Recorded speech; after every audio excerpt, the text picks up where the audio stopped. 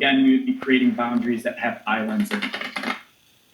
I thought I saw on the map, though, that there was actually 2 separate locations for Meyer. So specifically, that is the Inkster portion of the community that we serve. So back when the Inkster School District dissolved, they were split between 3 elementary schools in the district. So what you saw Myers getting was that the Eureka Heights Inkster portion that was attending Eureka Heights. So just to make sure I'm reading the map correctly, though, Yeah. we would have no elementary schools south of that, or south of North. We would have Myers Elementary. Nice, okay, thank you.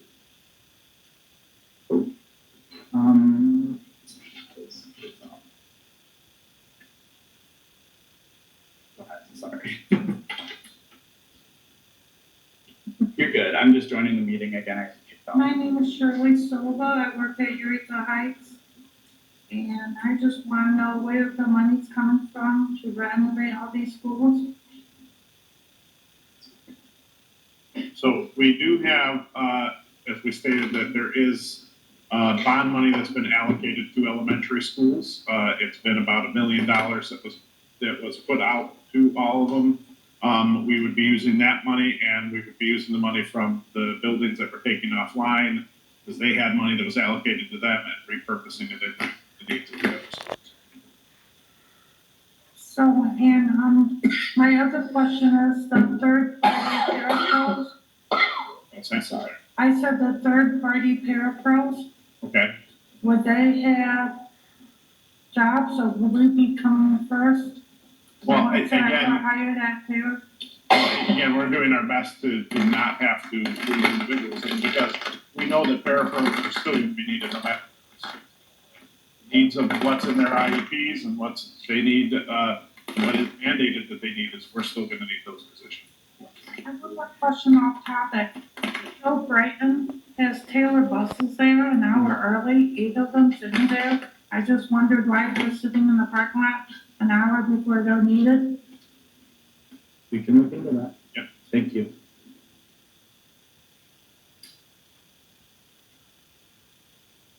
Good evening. Bill Katz, 6860 Jackson. I understand the savings you're looking at over the time period, but where's the funds coming from to start all this?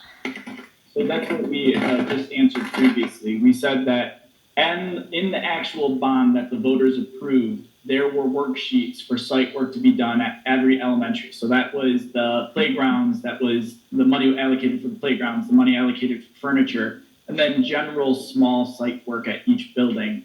So roughly in the bond that the voters did approve, we're not touching any of the high school allocated funds. We're not touching any of the middle school allocated funds. Right. We're just looking at what was allocated strictly for those So elementary. there is money there Yes. to do all this funding in all these Yes. buildings that you're going to be moving. Yes, with the consolidation, it allows us to put a little Because bit I more. understand you got to spend the money to make the money. Yeah. Okay. The other question I had was on the board there at the junior high at Hoover, you had 750 kids capacity. Yeah. But then when you flashed it up for the following year, it went to 725. Yep. But you're still looking at 28 kids per class. Shouldn't it be 25 kids per class? So the key thing with the middle school is your capacity is a little different because of the way that a middle school operates. At an elementary level, because the kids are stationary in one classroom, Okay. means that They're not moving. yeah, they're not moving. Okay. I understand. So that's why at a middle school level, you might have a higher capacity, even though the classrooms.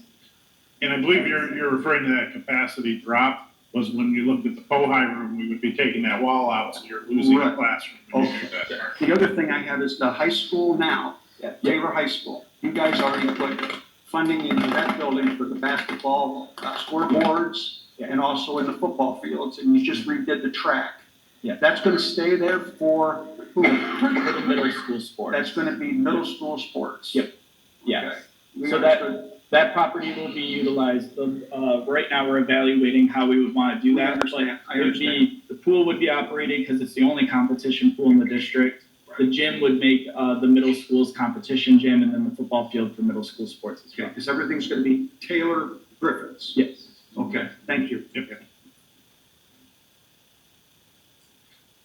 Hi, Rhonda Danai, 12720 Robert Street. I've been a part of the Taylor School since 1969.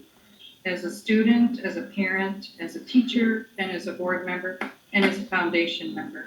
And I'm very proud of the district that I'm a part of. I know that the work that you're facing right now is very challenging and very difficult, and problem solving is not an easy thing. And I was a part of the district when we took a 10% cut, and I retired and I never recouped it. So I really appreciate the time, the effort, and the thought that every one of you are putting into these really important decisions that affect not just every student, every staff member, and our entire community. And to limit the class size to 28 is phenomenal. As a teacher, I've had class sizes that were well over 30. And so you're still considering the child and the education that they're going to get, and making improvements at every building is unbelievable. It's not something I've ever experienced. When I was a student, we had 24 elementaries. And a lot of decisions over the years that have been made have been in reaction to things and out of necessity. And it sounds like there's a lot of information here, but it sounds like there's a lot of effort and thought that's gone into this plan and will continue to go into it, that will consider every member of the district and the community. So thank you. Is there any other in person? My name is Tiffany Gold. I'm a parapro at Kenyon for the ASU room, and I'm a parent. My kids go to Kenyon. My daughter's in 4th grade now, and my question is, like, is she gonna be able to go to Kenyon?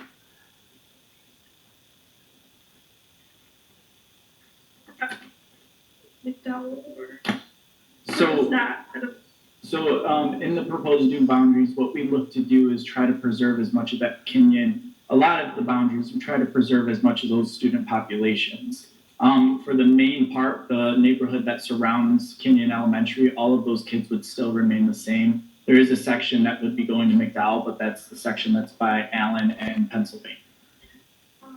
My other question is I know that the preschool gym is super small, and I don't feel like that gym's big enough for all of the kids for lunch.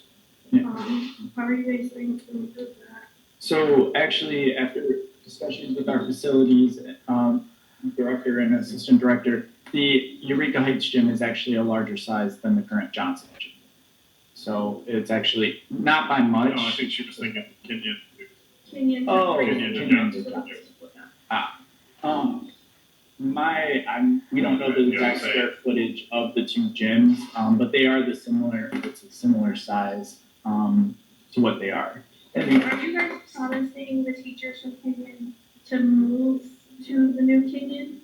so one of, That's something that we are gonna have to, because there's contract language with our teachers union that dictates how those kind of things happen. And so we will be having conversations with the teachers union on how to best handle these moves. So I don't know that we have that answer yet, because quite honestly, when I come back from break, my shift is really gonna be into the staffing piece of all this, and how we make this all happen. So, we don't have that answer quite yet. we're expected and we have to follow the contractual language that's in each union's contract. So that's something we have to work through and with the unions on. Right. So. And then as a district full-time parapro, do you guys have a plan on where all the ASC classes are going to be moved, like for the elementary? So we are having those conversations, but independent of what we're talking about currently. So again, that's something else we are looking at, possibly having some changes going forward as well. But Erica joins on those Yes, conversations correct. we had with Erica. We know that we had to fill that director position to then be able to have those conversations with the department to look at what our special education classroom is going to look like across the district at each building. So.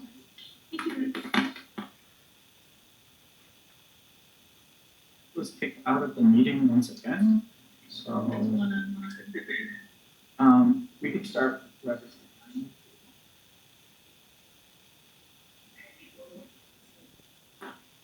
The vote will be happening tonight. No, not No. It'll It'll be Yeah, open. you can't vote in closed session, so, yeah. We did want to structure it so that we had the opportunity to hear from the public before Yes. we actually. Can we, is there the online? Good evening, can you hear me? At the end. After the online. Can you hear me? Yes. Yeah.